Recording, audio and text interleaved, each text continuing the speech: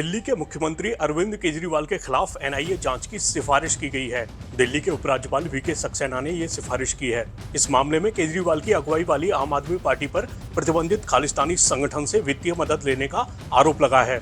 हालांकि आम आदमी पार्टी ने दावा किया है कि एनआईए जांच की सिफारिश बीजेपी के इशारे पर केजरीवाल के खिलाफ एक और साजिश है। चलिए अब आपको पूरी बात बता देते हैं।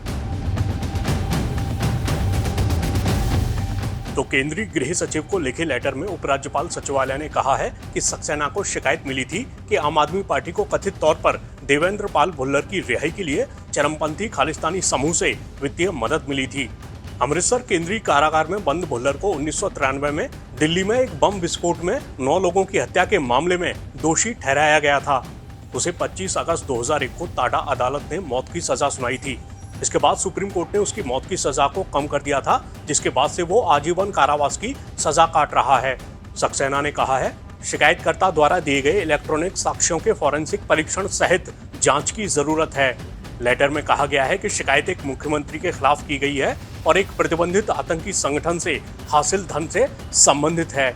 इस मामले से जुड़ी मीडिया रिपोर्ट्स में सूत्रों के हवाले से बताया गया है कि शिकायत खालिस्तानी आतंकी गुरपतवंत सिंह पन्नू द्वारा जारी किए गए एक वीडियो से संबंधित है, जिसमें उसने आरोप लगाया था कि केजरीवाल की अगुवाई वाली आम आदमी पार्टी को 2014 से 2022 के बीच खालिस्तानी समूह से वित्तीय मदद मिली थी। इन रिपोर्ट्स के मुताबिक उपराज्यपाल को दी गई शिकायत में यह भी आरोप लगाया गया है कि केजरीवाल ने 2014 में अपनी यात्रा के दौरान न्यूयॉर्क के गुरुद्वारा रिचमंड हिल्स में खालिस्तानी नेताओं के साथ बंद कमरे में बैठकें की थीं।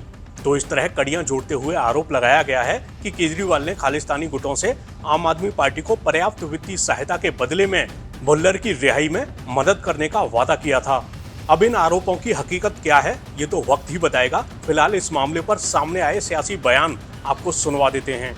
बहुत जरूरी चीज जो पता चल रही है, शिकायतकर्ता के जरिए जो चिट्ठी दी गई है उसमें बाकायदा प्रमाण है। Arvind Kejriwal close door meetings कर रहे हैं।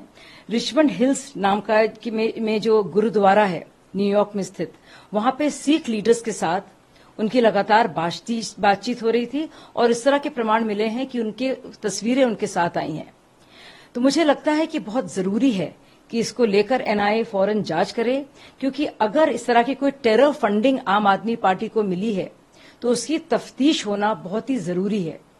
और ये जो बात सौरभ भारद्वाज कह रहे हैं कि फला इसका एजेंट है, फला उसका एजेंट है, मैं सौरभ भारद्वाज जी से कहूंगी कि हम सब भारत के एजेंट हैं, खालिस्तान के नहीं।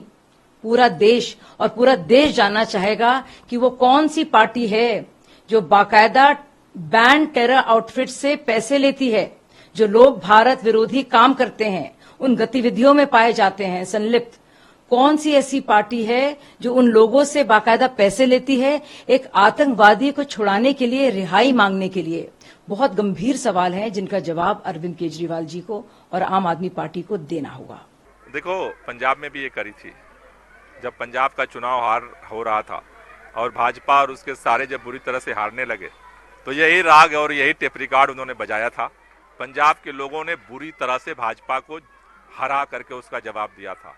आज फिर भाजपा चुनाव देश में हार रही है, इंडिया गठबंधन चुनाव जीत रहा है, दिल्ली के 7 सीटों पर भाजपा बुरी तरह से हार रही है। इसलिए फिर उन्होंने एक नया षड्यंत्र, पहले उन्होंने सोचा कि अरविंद केजरीवाल को घोटालेबाज बना करके जेल में डाल देंगे, उल्टा हो गया, पूरी दिल्ली खड़ी हो गई अरविंद केजरीवाल के साथ। अब एक नया षड्यंत्र किए हैं। अब इस नए षड्यंत्र का जवाब 25 मई को दिल्ली के लोग अपनी वोट की ताकत से देंगे। एलजी साहब का क्या है, एलजी साहब को तो ऊपर से एजेंट हैं भाजपा के, जो बटन दबती है वो बोल देते हैं, उस पर साइन कर देते हैं, नहीं करेंगे तो हटा दिए जाएंगे। लेकिन देश की जनता, दिल्ली की जनता 25 मई को इन सारे षड्यंत्रों का, सारे जेल का जवाब अपने वोट से देगी। पंजाब ने पहले जवाब दिया था, दिल्ली और देश इस बार फिर जवाब देगा। अरे प्रधानमंत्री जी पंजाब गए, बोले केजरीवाल तो पूरा एक नया देश बनाने वाला है खालिस्तान का, उसका प्रधानमंत्री बनना चाहता है। तो ये दिखा रहा है भाजपा की बौखलाहट। ये जो अनाप शनाप जो प्रलाप हो रहा है वो इस बात को दिखा रहा है भाजपा बुरी तरह से चुनाव हार रही है। पंजाब जैसा षड्यंत्र किया जा रहा है, पंजाब जैसा ही बुरी हाल दिल्ली के अंदर होगी।